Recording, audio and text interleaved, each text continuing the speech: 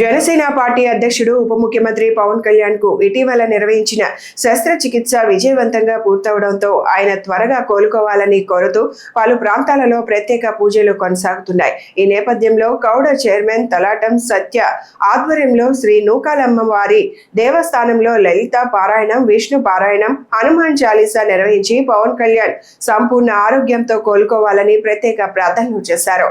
ఈ సందర్భంగా తలాటం సత్య మాట్లాడుతూ ప్రజల కోసం నిరంతరం శ్రమించే నాయకుడు పవన్ కళ్యాణ్ త్వరగా కోలుకొని గతం కంటే మరింత ఉత్సాహంతో ప్రజా సేవలో పాల్గొనాలని ఆకాంక్షించారు. రోజు కాకినాడ సిటీలో 2 టౌన్ కొత్తపేట నూకాల అమ్మవారి ఆలయం వద్ద మా ఆరాధ్య దైవం ఆంధ్ర రాష్ట్ర ఉప ముఖ్యమంత్రి వర్యులు జనసేన పార్టీ రాష్ట్ర అధ్యక్షులు శ్రీ పవన్ కళ్యాణ్ గారు గతంలో భుజం నొప్పితో చాలాళ్ళు బాధపడడం జరిగింది.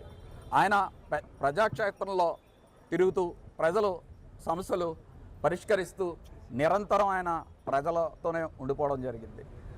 ఇప్పుడు మొన్న ముంబై వెళ్ళి ఆయన శస్త్రచికిత్స చేయించుకోవడం జరిగింది.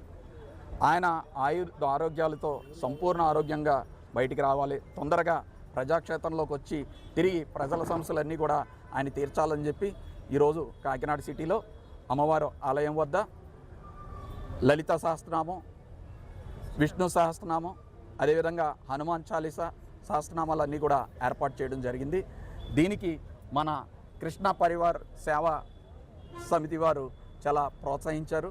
ముందుకు వచ్చి వాళ్ళందరి ఆధ్వర్యంలో కూడా ఈరోజు ఈ కార్యక్రమం చేయడం జరుగుతుంది. పవన్ కళ్యాణ్ గారు ఒక వ్యక్తి కాదు, శక్తి. ప్రజల అవసరాల కోసం పుట్టినవారే పవన్ కళ్యాణ్ గారు. ఆయన తొందరగా సంపూర్ణ ఆరోగ్యంతో బయటికి రావాలని చెప్పి మనస్ఫూర్తిగా కోరుకుంటున్నాం.